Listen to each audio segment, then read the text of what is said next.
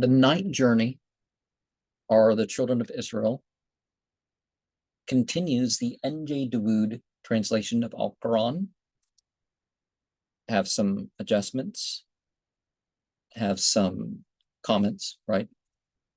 In the name of Allah, the compassionate, the merciful, glory be to him who made his servant go by night from the sacred temple to the farther temple, whose surroundings we have blessed, that we might show him some of our signs. He alone hears all and observes all. We gave Moses the book and made it a guide for those Israelites, saying, take no other guardian than myself. You are the descendants of those whom we carried in the ark with Noah. He was a truly thankful servant. In the book we solemnly declared to the Israelites, twice you shall commit evil in the land. You shall become great transgressors. And when the prophecy of your first transgression came to be fulfilled, we sent against you a formidable army, which ravaged your land and carried out the punishment with which you had been threatened. Then we granted you victory over them and multiplied your riches and your descendants, so that once again you became a numerous people. We said, if you do good, it shall be to your own advantage, but if you do evil, you shall sin against your own souls.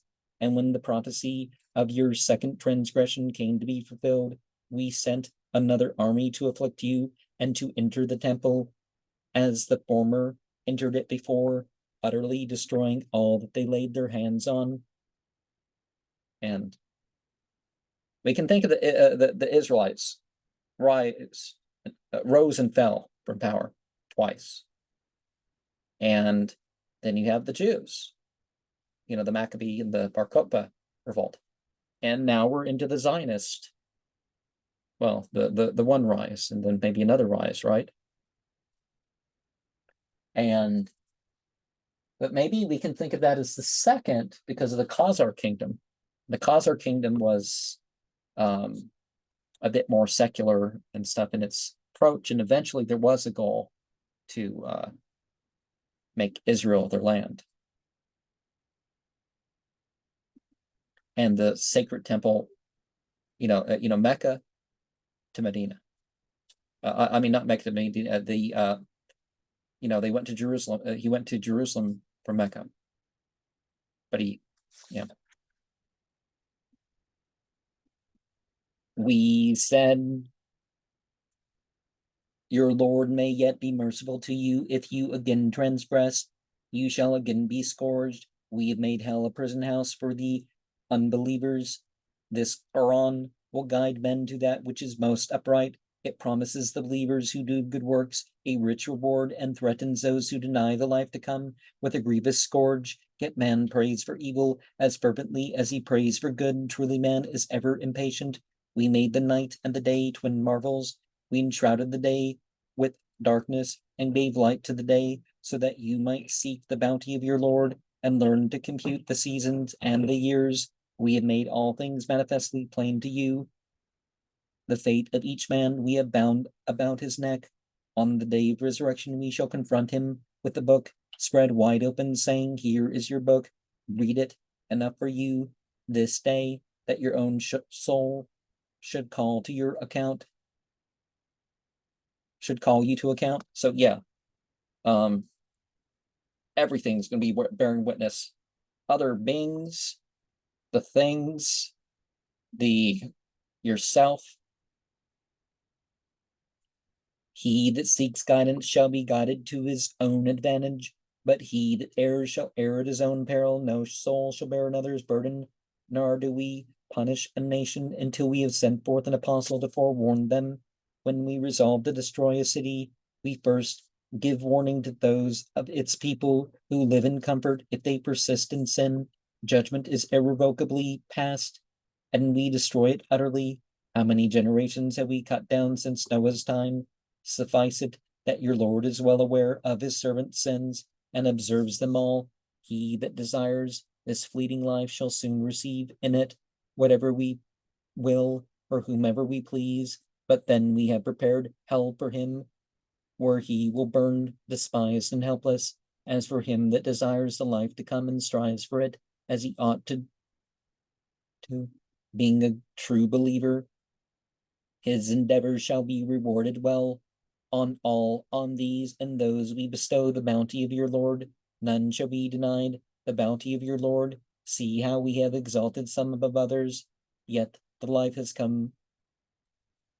to come has greater honors and is more exalted. Serve no other as God besides the law, lest you incur disgrace and ruin. Your Lord is enjoined you to worship none but him, and to show kindness to your parents. If either or both of them attain old age in your dwelling, show them no sign of impatience, nor rebuke them, but speak to them kind words. No sign of impatience, nor rebuke them, but speak them kind words. Treat them with humility and tenderness, and say, Lord, be merciful to them.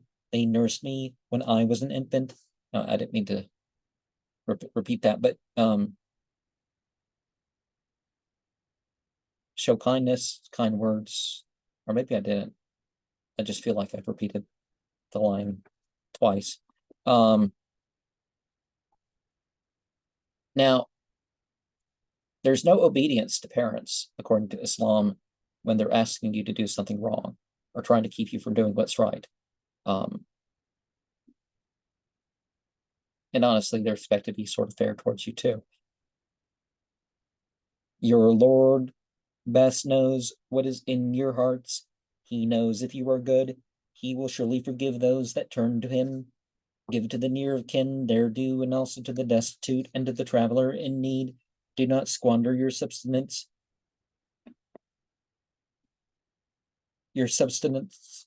wastefully, for the wasteful are Satan's brothers, and Satan is ever ungrateful to his Lord.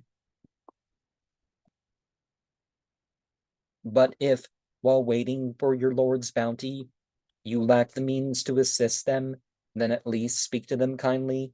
Be neither miserly nor prodigal, for then you should either be reproached or be reduced to penury. Your Lord gives abundantly to whom he will, and sparingly to whom he pleases. He knows and observes his servants. You shall not kill your children for fear of want. We shall provide for them, and for you to kill them is a great sin. You shall not commit adultery, for it is foul and indecent. You shall not commit extramarital sex acts, for it is foul and indecent. Because it's not just the married people here that the verse is referring to. Maybe some people would hear adultery, they know that fornication isn't allowed either, but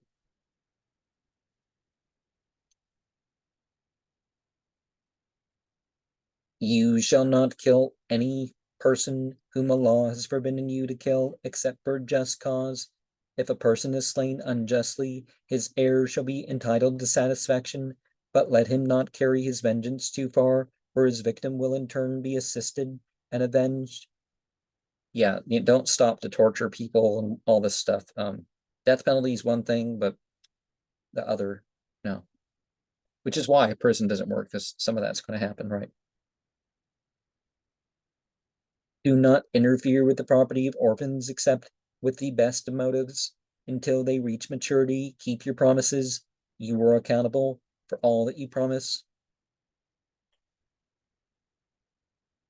And maturity is more objective than objective in that sense, because people are going to say, oh, some people are never mature. It's like, well, no, they're mature, but they're just not choosing to act on their accountability, right? Do not follow what you do not know. Oh, give full measure when you measure, and weigh with even scales. That is fair and better in the end. Do not follow what you do not know. Man's eyes, ears, and heart, each of his senses will be closely questioned. Do not walk proudly on the earth. You cannot cleave the earth, nor can you rival the mountains in stature. Evil is all this in the sight of your Lord, and odious. And some people now in the West and the East too, if they find out that they have a female offspring, they are more likely to abort.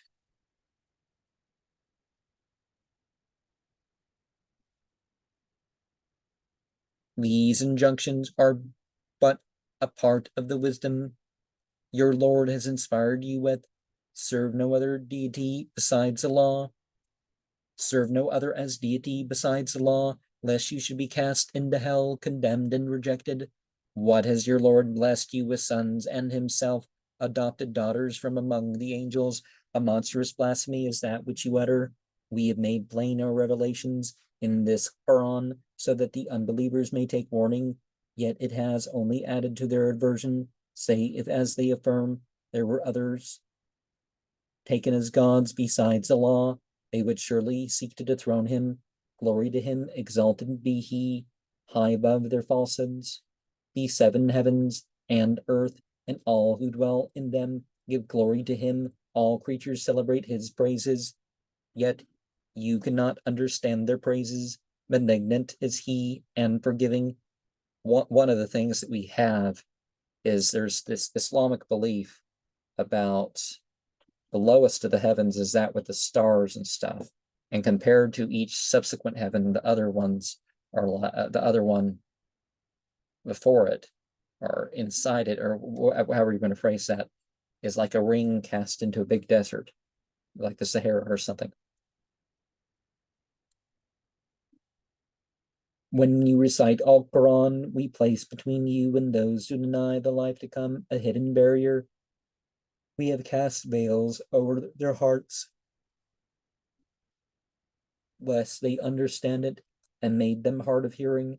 When you make mention of your Lord alone in Al-Quran, they turn their backs with indignation. And verse 45, there is a verse that there was a time when Muhammad had just said this verse, and then somebody came looking for them. He came looking for Muhammad to do him harm. And the Muslimin around didn't point out where he was, although he was in plain sight to them.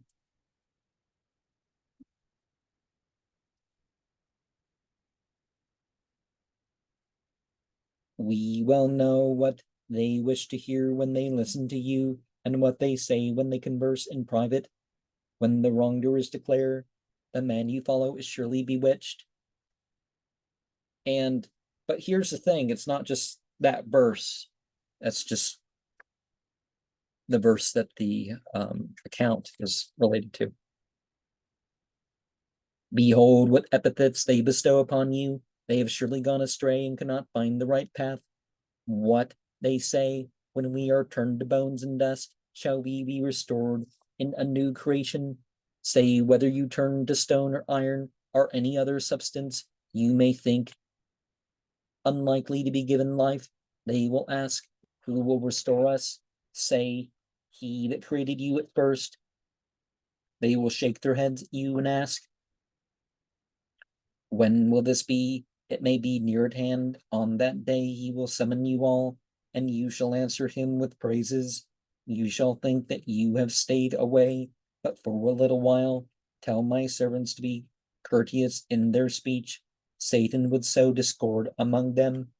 Satan is surely the sworn enemy of man. Your Lord knows you best. He will show you mercy if he will, and punish you if he pleases. We have not charged you to be their guardian. Your Lord is best aware of all who dwell in the heavens and the earth. We have exalted some prophets above others. To David we gave the Psalms. Say, pray if you will, to those whom you deify besides him. They cannot relieve your distress, nor can they change it. Those to whom they pray themselves seek to approach their Lord, vying with each other to be near him. They crave for his mercy and fear his punishment.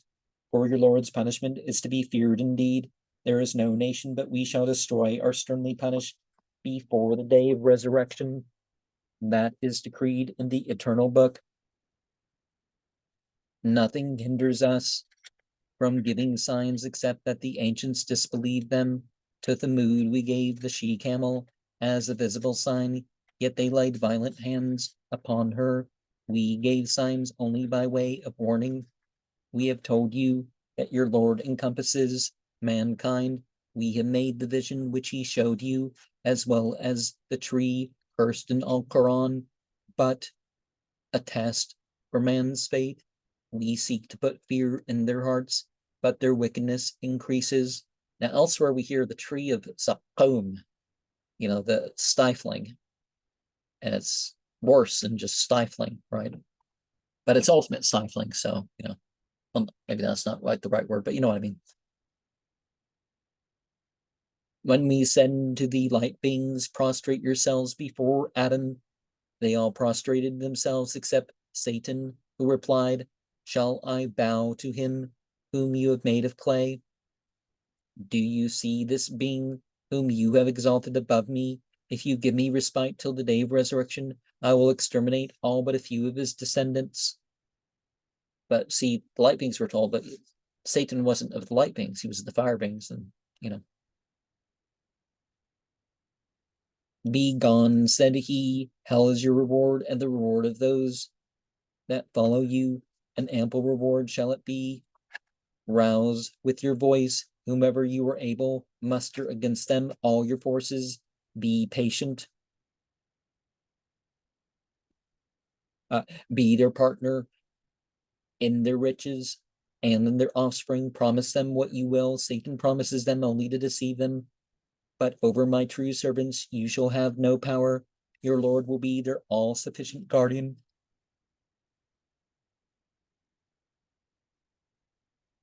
It is your Lord who drives for you the ships across the ocean, so that you may seek his bounty. Surely he is ever merciful towards you. And some people say this in Surah 8 and in Surah 31 is the outright condemnation of all musical instrument use, but not quite. One is don't waste your time, so don't just be entertained, right? There's other verses about that too. And one is, hey, it's not prayer, it's not for the place of worship, so just knock it off there. And here, it's what's the message with it, right? Is it inviting towards evil? Is it inviting towards false worship? Is it inviting to deny worship?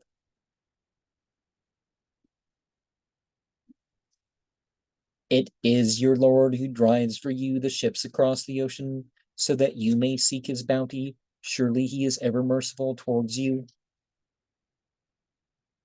When at sea a misfortune befalls you, all but he of those to whom you pray forsake you.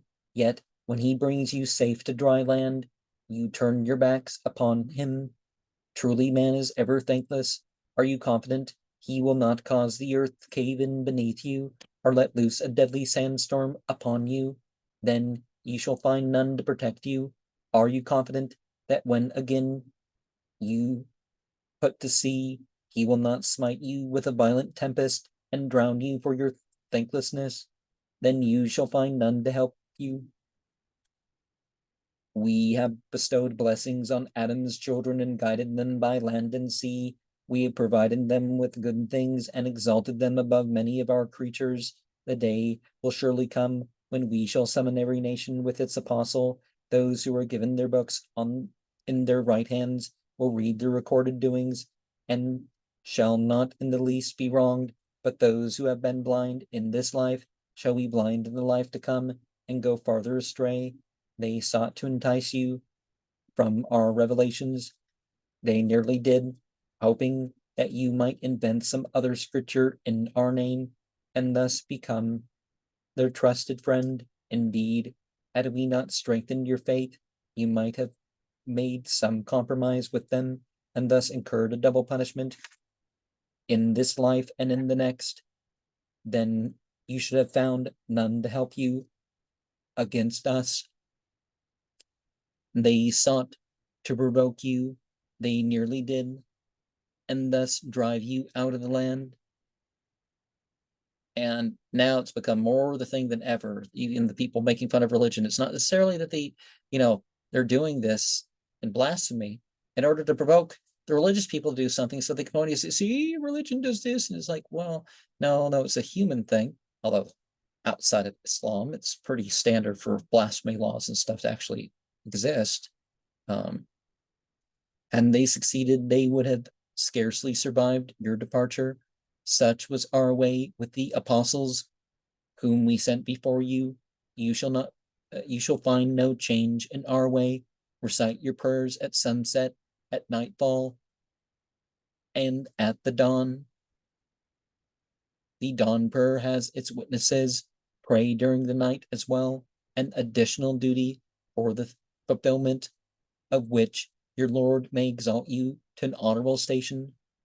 Taraweeh is not just during Ramadan, but Ramadan's, of course, the best time for Taraweeh.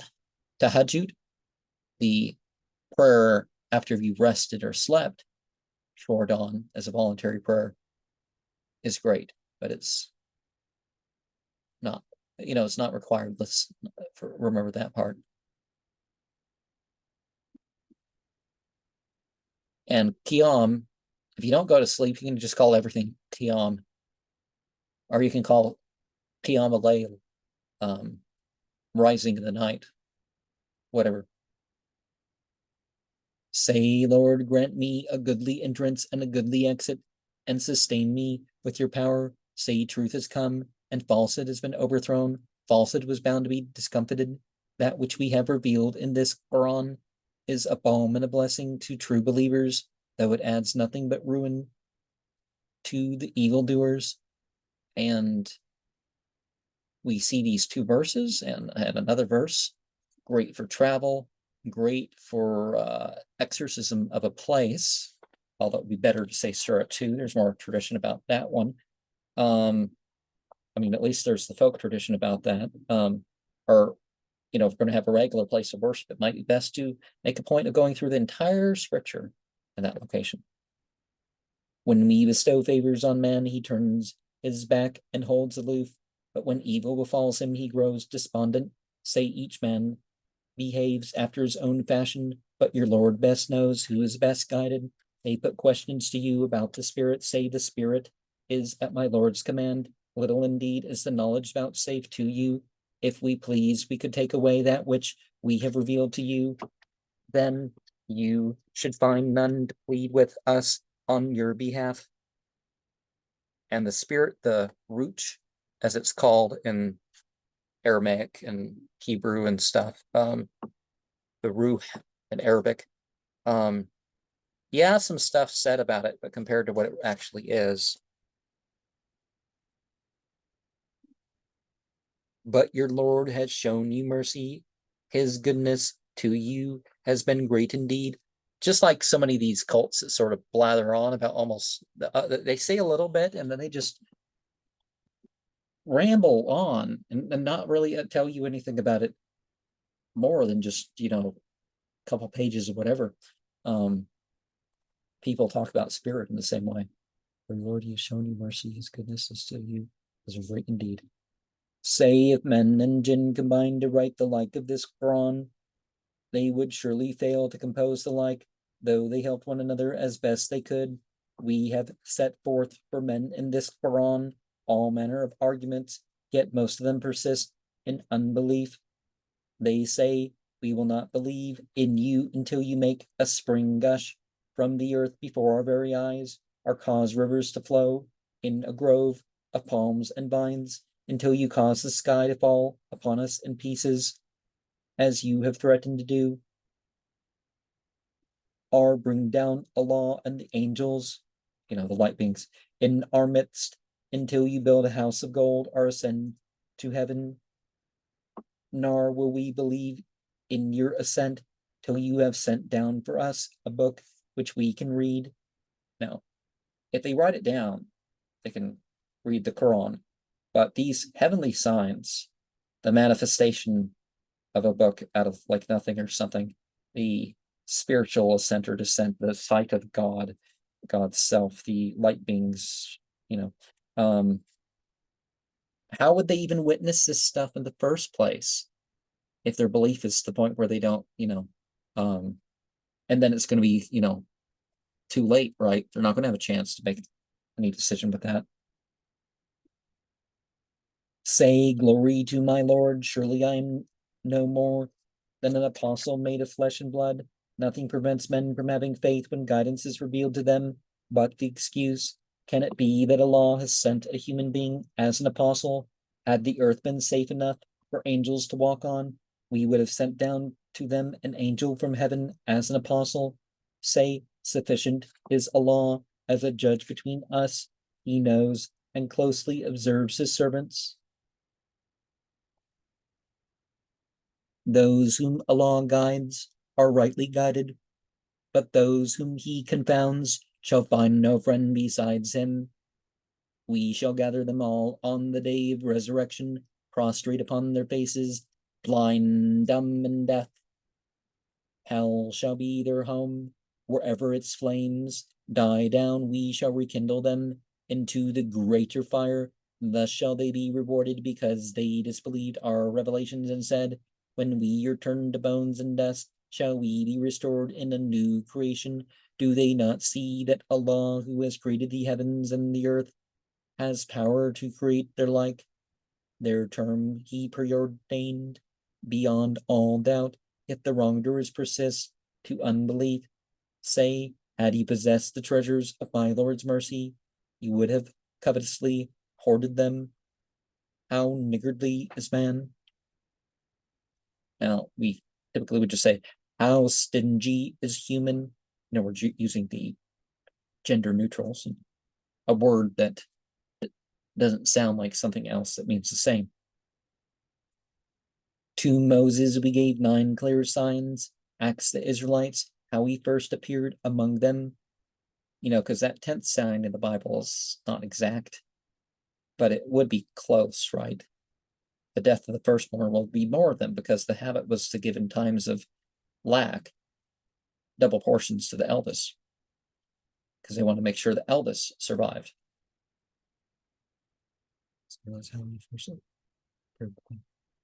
Pharaoh said to him, Moses, I can see that you were bewitched. You know full well, he replied, that none but the Lord of the heavens and the earth has revealed these visible signs. Indeed, Pharaoh, I can see that you are doomed. He sought to scare them out of the land, but we drowned him together with all who were with him. Then we said to the Israelites, dwell in the land. When the promise of the hereafter comes to be fulfilled, we shall assemble you all together. We have revealed Al-Quran with the truth, and with the truth it has come down, and we have sent you forth only to proclaim good news and to give warning. We have divided Al-Quran into sections so that you may recite it to the people with deliberation. We have imparted it by gradual revelation. Say, it is for you to believe in it or to deny it. Those who were endowed with it, knowledge before its revelation, prostrate themselves when it is recited and say, glorious is our Lord's promise has surely been fulfilled. They fall down upon their faces, weeping, and as they listen, their humility increases. And thus you see that you can actually, since these words are in the Quran, you can actually say these words when you prostrate.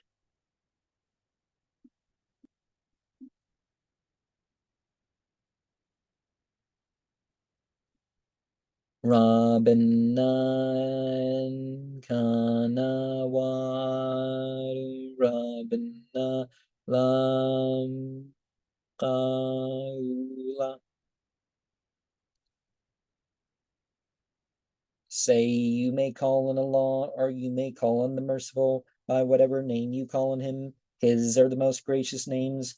Pray neither with too loud a voice, nor in silence, but between these extremes. Seek a middle course. Say, praise be to Allah, who has never begotten a son, who has no partner in his kingdom, who needs none to defend him from humiliation. Proclaim his greatness. And that's the thing with everything. It's not full forced, not minimal forced, something in between. When you pray, when you talk, when you express yourself, you do what you need to be heard as far as you're going to be heard and all that sort of stuff, but you don't, yeah, God can hear you. And, sometimes there's issue, you don't yell over the crowd too. So if you're praying and the crowd's too loud, you don't raise your voice to the point where the crowd, whatever. Because there was incidences even in the early generations after Muhammad where things were too loud when the prayer came in. But one thing that's supposed to happen with the call to prayer is it quiets down. All the talking comes to a stop, except the repeating along with the call to prayer. And then when the prayer comes in, whether the people are doing it or not, then whatever. I heard a story of this guy in Egypt. He went to Egypt and he was performing some thelemic ritual. And people who skipped the prayer, it's like, well, you skipped the prayer at the masjid. You didn't pray in your own shop. And you're criticizing somebody for practicing their own religion when you're not doing the practice that your religion is asking you to do at that particular time. I mean, what a waste of energy. But you pray where you are, but you don't you don't do it to show off, and you don't skip your prayers until you go home either,